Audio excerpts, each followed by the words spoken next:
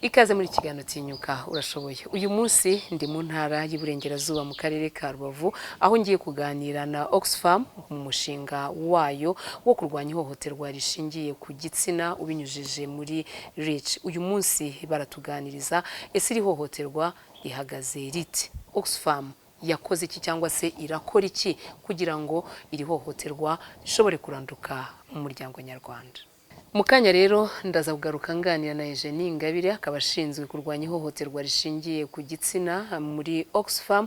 Siwe nza kuganira nawe gusa ahubwo ndaza kuganira n'ababifite mu nshingano zabo, n'ubundi harimo na Isange One Stop Center hano muri aka karere ka Rubavu. Ni mukanya.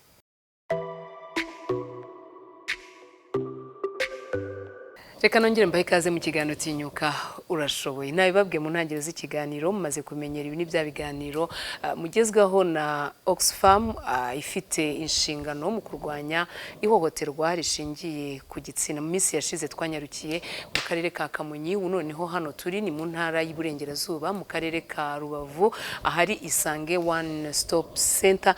Aha naho rero akaba ari kamwe mu turere dukorana na Oxfam. Ndi kumwe rero na Ingabire akaba ashinzwe kurwanya ihohoterwa rishingiye ku gitsina muri Oxfam. Reka mbanze ngo ikaze muri kiganiro tinyuka urashoboye.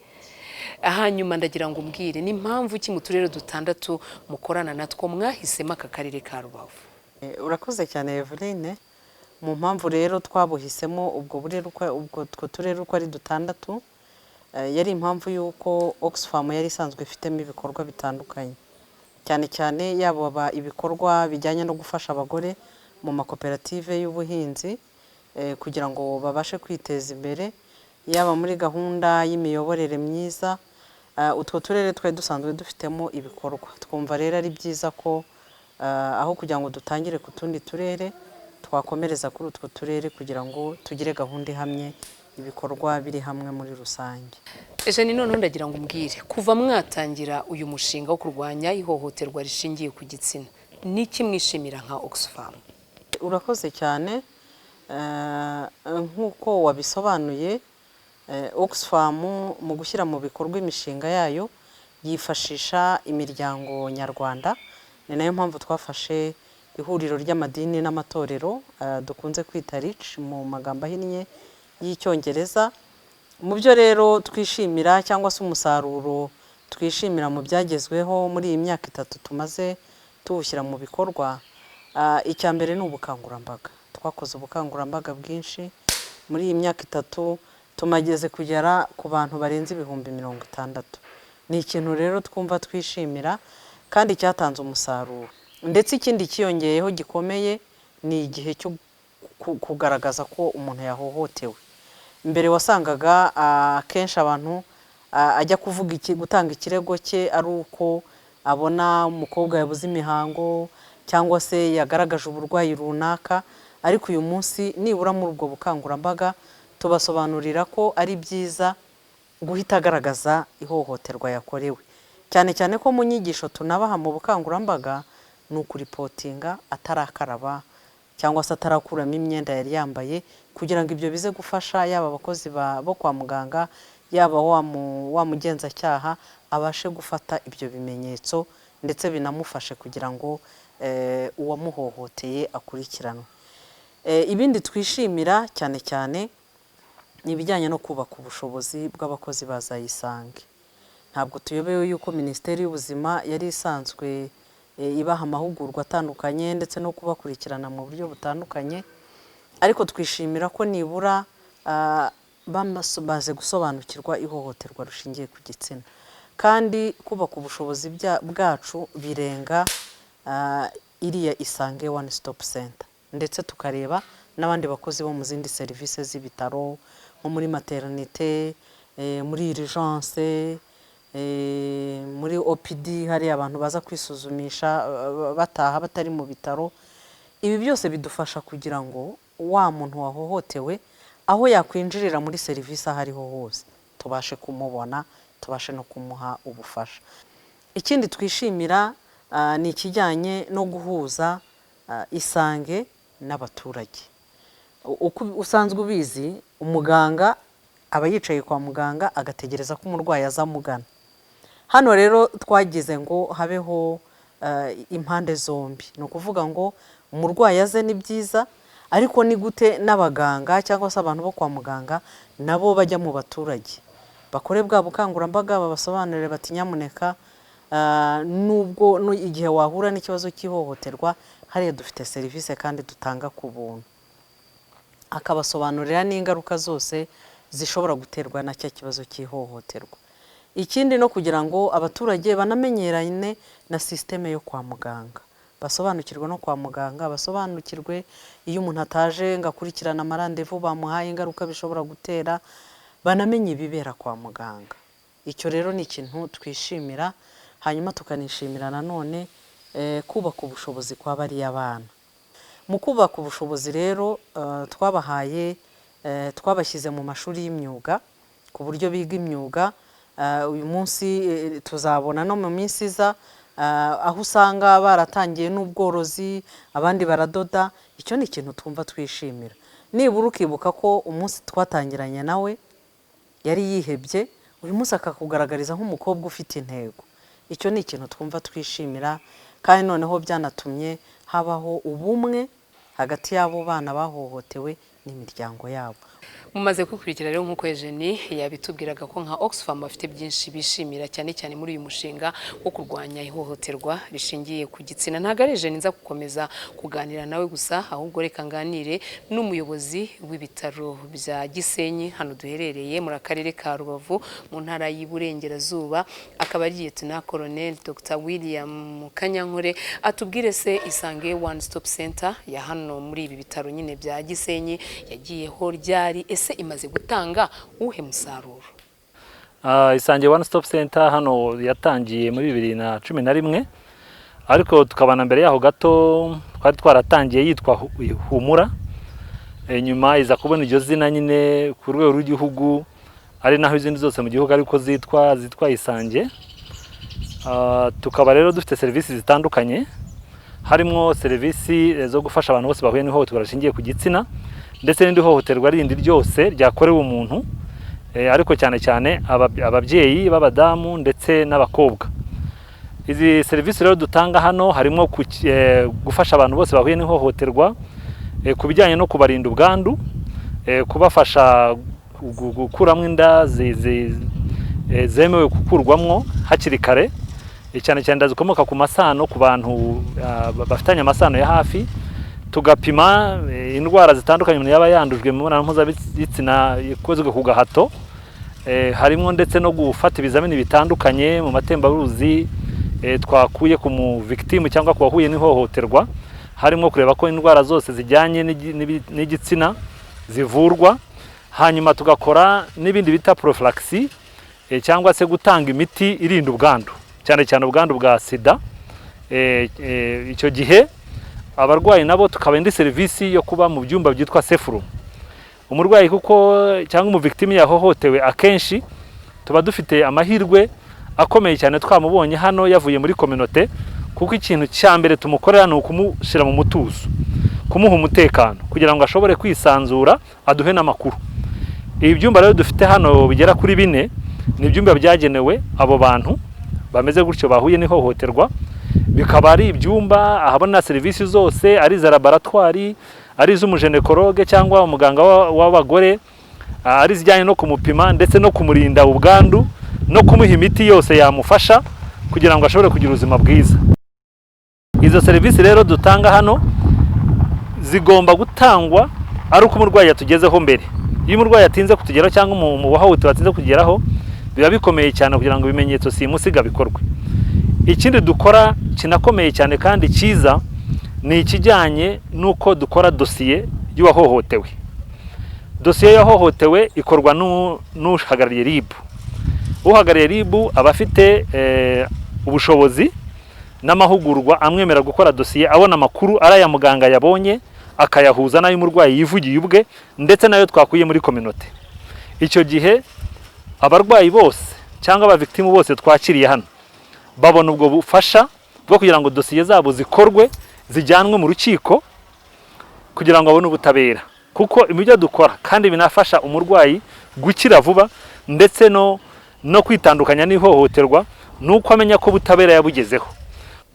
Birumvikana ko Isange One Stop Center yaje ari nk'igisubizo by'umwihariko muri ibi bitaro bya Gisenyi. Reka noneho nganire n'abana bahuye n'ihohoterwa rishingiye ku gitsina, baraza kuduha ubuhamya bwabo. Abenshi n'abana bagiye bakorerwa ihohoterwa bataragira imyaka 18 gusa. Muraza kutwihanganira ko ntago turi bushobore kubagezaho amasura yabo kubijyanye n'uburenganzira bwabo, ariko ubutumwa buratambuka.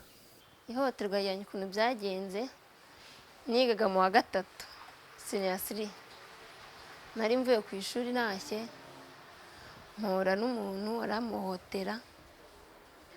Kimara kumuhotera ntabwo nahise mbimenya, nabayeho ndatuza sinabibwira mu rugo, ariko mu rugo abona hari impinduka zahindutse kuri njye. Ambaza ukuntu byagenze babwira, basanga banyoreza nga kuri Isange barampima, basanga ndatwite. Kuri Isange nta bintu badusabye cyangwa by'iki n'amafaranga, baramfashije barampima basanga nta zindi ndwara mfite, basanga ndi muzima, bagerageza kumba hafi n'ababyeyi banjye nyine kuko baramutazaga ari ibintu bitanyoroheye. Isange bagerageza kubumvisha ko bibaho, bagomba ko mu burenganzira bwanjye. Ababyeyi barabyumva. Noneho igihe cyo kubyara kigeze, nta kintu nabyari ahangaha. Isange nibo banyishyuriye ibitaro, bamba hafi, no mu rugo barabyumva. Mbese Isange sinzi ukuntu nabivuga. Bari bantumye mvuye ku isoko, kubera ko hari umukobwa w'inshuti yanjye twagendanaga, arambwira ngo njye kumusura iwabo. Mageze kubera ko musaza we yari ahari, akajya amubwira ngo uzamamagarire kari agakobwa ngo ndi kugashaka. Mageze tumaze kwinjira muri salo twicaye, we arasohoka ansiga muri salo. Amaze kunsiga muri salo, musaza we ahita yinjira arafunga. Ndamubaza si kuri gufunga wareka nanjye ngasohoka ngataha. Arangije arambwira ngo ntago wataha, ngo ibyo ngushakira ngo tutari twabiganiraho. Ndambwira si n'icyo nshakira, yanga kumbwira. Arangije baranyiyegereje atangira kunkoraho, ankuramo imyenda. Mbwa no si kuri kunkuraho imyenda ushaka iki? Ngo no si ngo nabura ngo ushaka iki, ngo ibyo nshaka kubifite. Arangije turarwana andusha imbaraga. Ndawe nambwa ubundi ugamije iki? Ngo nshaka ngo ko turyamana, ngo kuramo iyo myenda yose, ngo niba udashaka ngo ndakwica. Ndawe nambwa none se uranyicira iki? Hari ikibazo mfitanye nawe?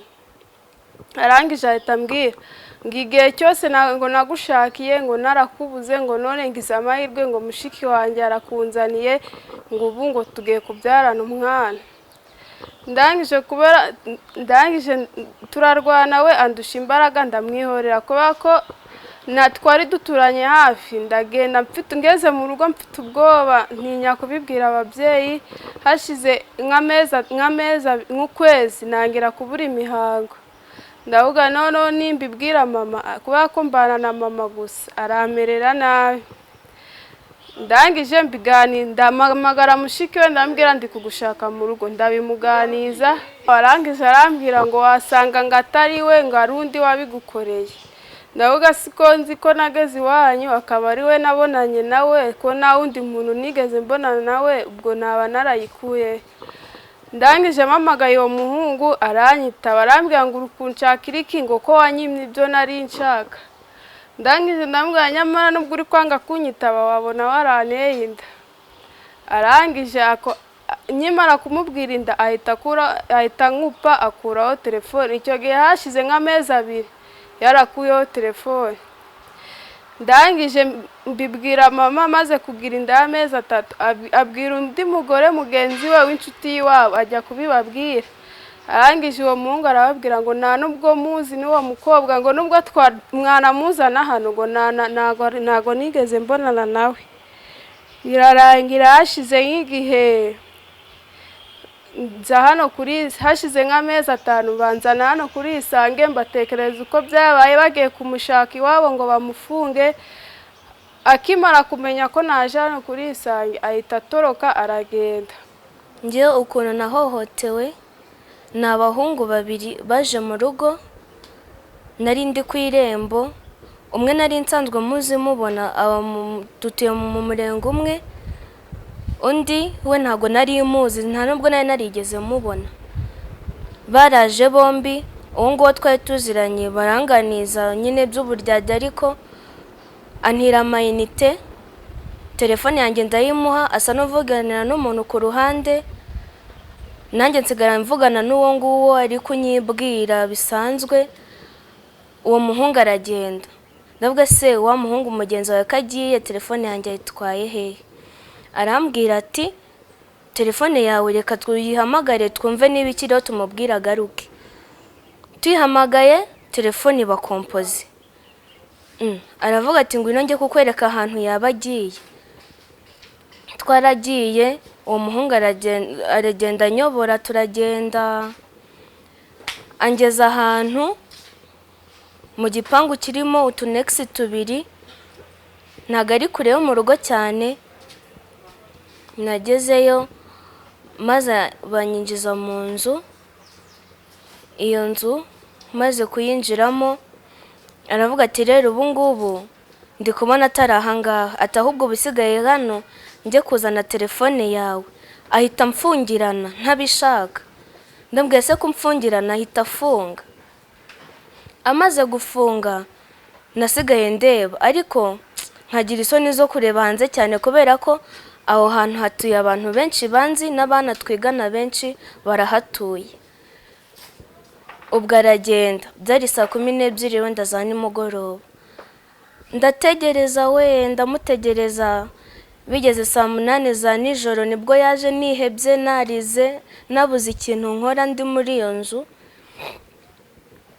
Aza yasinze, ndamubwira mbabarira njye kuri toilette. Naragiye njya kuri toilette, abantu bo muri icyo gipangu bamwe batuye bananzi barambona, ndongera ninjiramo. Ahagaze ku muryango arongera arafunga. Muri iryo joro ni nabwo yampohoteye nyine, aransambanya. Noneho mpita numva nihebye cyane, ndavuga se koko mu rugo batekereza ko ndihe, reba ibintu ndimo. Nibwo nari ndaye mu gasozi bwa mbere, ndavuga ntikambayeho. Nuko abo bantu bari bambonye muri iryo joro bumva mu rugo bavuga ngo barambuze. Noneho baravuga ati umukobwa wanyu mwaramubuze, ariko nyamari ari kuri bariya bahungu baba hariya mwakira gipangu. Mu rugo bahise bitabaza ribu bazana aho ngaho muri iyo nzu nari ndimo. Ku bw'amahirwe nawe ntabwo yari yagiye kure, yari ari hafi aho ngaho. Baraza baramufata, arafungura mu rugo baramfata. Na ribu twari uwo muhungu, nanjye banzana hano muri Isange. Muri Isange baranyakiye, nuko uwo muhungu we bamujyana muri ribu, na n'ubu ngubu arafunzwe. Mumaze kwikurikira rero aba bana b'abakobwa bahaye ubuhamya bw'ihohoterwa rishingiye ku gitsina bakorewe, yewe rimwe na rimwe hakavamo n'inda zitateguwe. Reka noneho nganire n'ushinzwe Isange One Stop Center hano ku bitaro bya Gisenyi, atubwire se iyo umuntu yinjiye hano muri iyi Isange One Stop Center yakirwa ate, ese bimufasha iki? Uburyo rero twakira umuntu, iyo umuntu ageze hano kuri reception, no kuvuga ku rwakiriro, haba ubundi hari umusosiyare cyangwa umusaykologist, ariko hakunze kuba umusaykologist. Noneho we icyo akora akazi ke ni ukwakira wa muntu uje atugana, akamubaza inkuru ntoya. Navuga ngo ni nk'akayisitwari gatoya amubaza, kubera ko umuntu wahohotewe ntabwo byemewe yuko ujya kumubaza amagambo menshi, kubera ko wakongera ugasa nk'umutraumatize. Ako kayisitwari rero impamvu tukabaza ni ukugira ngo tubone uko tumworiyanta, kubera ko umuntu ugeze hano bitewe n'ihohoterwa yakorewe, dushobora kubanza kumujyana kwa dogiteri, tuvuge nimba muri ya histoire yakubwiye wumva amasaha agiye kurangira, kandi hari imiti dutanga ku masaha nk'imiti ituma umuntu atandura ubwandu bwa virusi itera sida, cyangwa se imiti yo kugira ngo tumukingire adatwita inda itateganyijwe. Ni ukuvuga ngo wa muntu uri ku rwakiriro kuri reception ahita amwohereza kwa dogiteri, cyangwa se yabona ari ngombwa tuvuge ni umuntu uje afite ama emotion, ari kurira, ntabasha kuvuga cyangwa se ari gusakuza, wa psychologist umwakiriye ahita amwoherereza undi psychologist, cyangwa nawe akaba yagenda akajya kumuganiriza kugira ngo abanze amustabirize, tubone uburyo tuza kumuha ubundi bufasha. Hari n'izindi kese rero zishobora kuza zikeneye riba ako kanya, ni ukuvuga ngo wa muntu uri ku rwakiriro ahita amwakira akamwoherereza ribu, noneho ribu nawe bagakorana mu byerekeranye n'amategeko. Ni ukuvuga ngo muri bya bintu bitatu, bya byumba bitatu nababwiye, mbese wa mu victime uje muri Isange agana, ni ahantu hatatu ashobora guhita ajya kwa dogiteri, cyangwa akajya ku psychologist, cyangwa akajya kuri ribu. Bivuga ngo rero aho ngaho iyo ahavuye nibwo twongera tugakomeza tukamuha n'izindi serivisi zikurikiraho.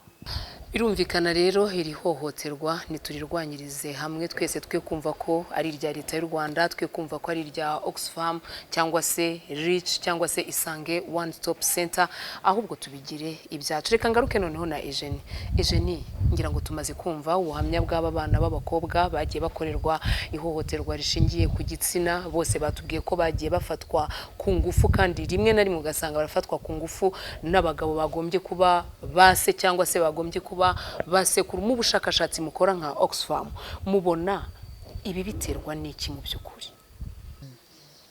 Everine, ndi ikibazo kibabaje.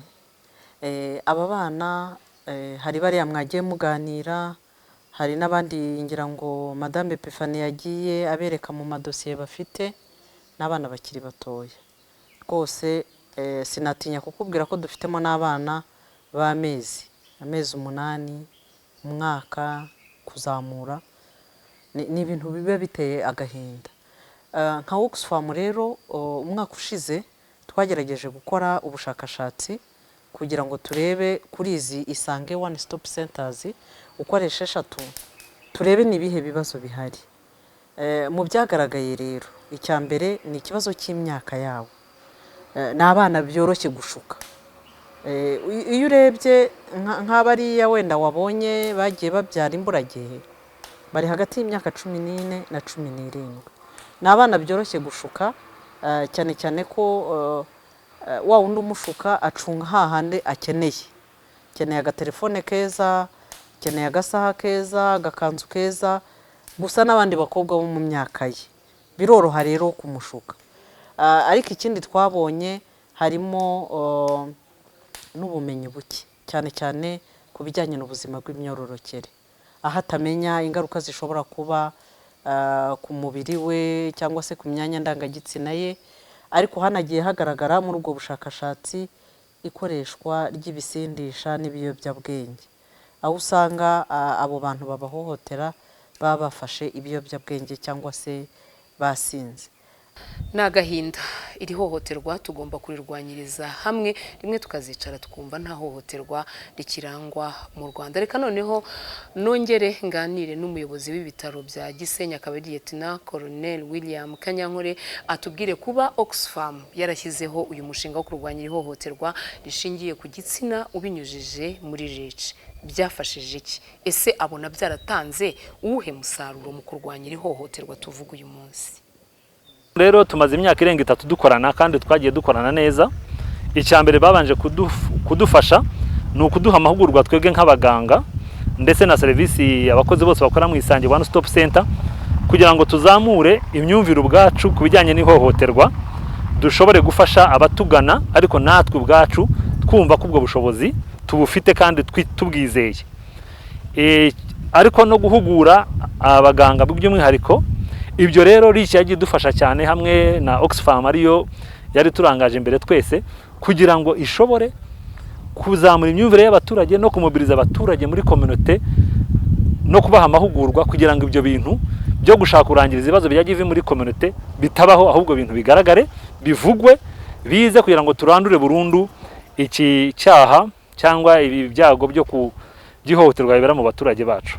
Birumvikana nk'uko Lieutenant Colonel William Kanyankore, Dr. William Kanyankore yabitubwiraga, uyu mushinga wa Oxfam unyuza muri Reach wafashije cyane mu kurwanya iri hohoterwa rishingiye ku gitsina, ko uyu munsi mu mahugurwa batanga buri muntu wese yumva ko agomba kubigira ibye, kugaragaza ihohoterwa yakorewe, yaba umwana wahohotewe wakorewe ihohoterwa rishingiye ku gitsina cyangwa se umugore. Aba bana b'abakobwa rero n'ubundi reka mbagarukeho, hari byinshi cyane banyuzemo kugira ngo bashobore kugera kuri iri hohoterwa, bashobore gukorerwa iri hohoterwa rishingiye ku gitsina. Niho bose bahera bagira inama abana b'abakobwa bagenzi babo kugira ngo nabo batazagwa mu mutego nk'uwo bo baguyemo.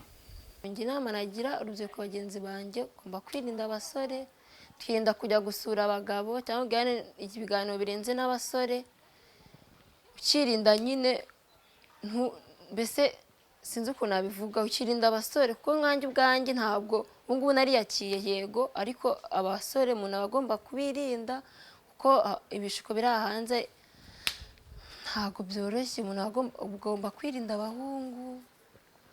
Inama nagira abana batoya b'abakobwa ni ukwirinda ibishuko biri hanze aha ngaha.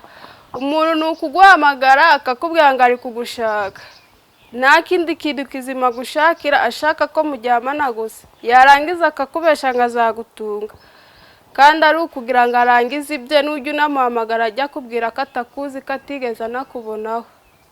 Abakobwa b'urungano rwanjye ikintu inama nabagira ni ukwirinda abahungu aho bava bakagera. Abahungu ntabwo ari beza, bafite ubwenge bwinshi, nanjye ntabwo nari nzi yuko byambaho rwose. Inama nabagira ni uko bakwirinda ibishuko, bakirinda abagabo bakuru, bakirinda abahungu bakiri abasore. Bose bashobora kutugiraho ingaruka mbi, bikadutesha mu mashuri, bigatuma dutwita inda zitateganyijwe. Mumaze kubyumva rero, mwirinda ibishuko, mwirinda abababwira ngo babasure n'ibindi byinshi byatumye aba bana b'abakobwa bagwa mu mutego wo kugwa mu guhohoterwa, mu guhura n'ihohoterwa rishingiye ku gitsina. Kangaruke rero tunasoza na Eugenie, ntago twasoza utatubwiye nka Oxfam muri uyu mushinga wanyu mumazemo igihe wo kurwanya ihohoterwa rishingiye ku gitsina, mubinyujije muri Reach. Byari byo byose hari ubushakashatsi mukora kugira ngo murebe koko niba hari icyo byatanze, nk'uko Dr. William Kanyankore yakomeje kugenda abitubwira. Mwumva hari igihe tuzicara hano mu Rwanda ihohoterwa ryararandutse burundu mu muryango nyarwanda?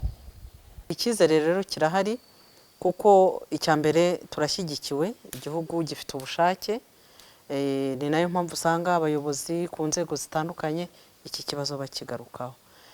Ikindi ni uruhare inzego zitandukanye, yaba kuva ku rwego rwo hejuru kumanuka hasi kugeza ku mudugudu, izo nzego zifite ubushake. Icyo rero twakoze cyane cyane ni ukugira ngo duhugure n'izo nzego z'ibanze zibashe gusobanukirwa. Byatanze umusaruro. Mbere wasangaga hari abayobozi b'inzego z'ibanze bacyunga uwahohotewe n'uwamuhohoteye. Uyu munsi rwose ntabwo natinya kukubwira ko ntabwo byacitse burundu, ariko byaragabanutse cyane. Bivuga rero ngo biraduha icyizere. Reka ngushimire cyane Ingabire Eugenie kuba witabiriye ubutumire bwacu mu kiganiro Tinyuka Urashoboye. Yakoze cyane. Reka mbibutse ko Eugenie ashinzwe kurwanya ihohoterwa rishingiye ku gitsina muri Oxfam. Twaganiriye na benshi, twanyarukiye mu ntara y'Iburengerazuba mu karere ka Rubavu, aho twaganiriye ku ihohoterwa rishingiye ku gitsina rikorerwa by'umwihariko abana b'abakobwa. Ntabwo ari bo nshimira gusa, ndanashimira namwe mwese abo twabanye mu kiganiro Tinyuka Urashoboye. Nshimira nanone Paradis Kivu baduhaye aho kwicara hano muri aka karere ka Rubavu. Reka rero mbifurize mwese komeza kunogerwa na gahunda zitandukanye Televiziyo Rwanda igiye gukomeza kubagezaho.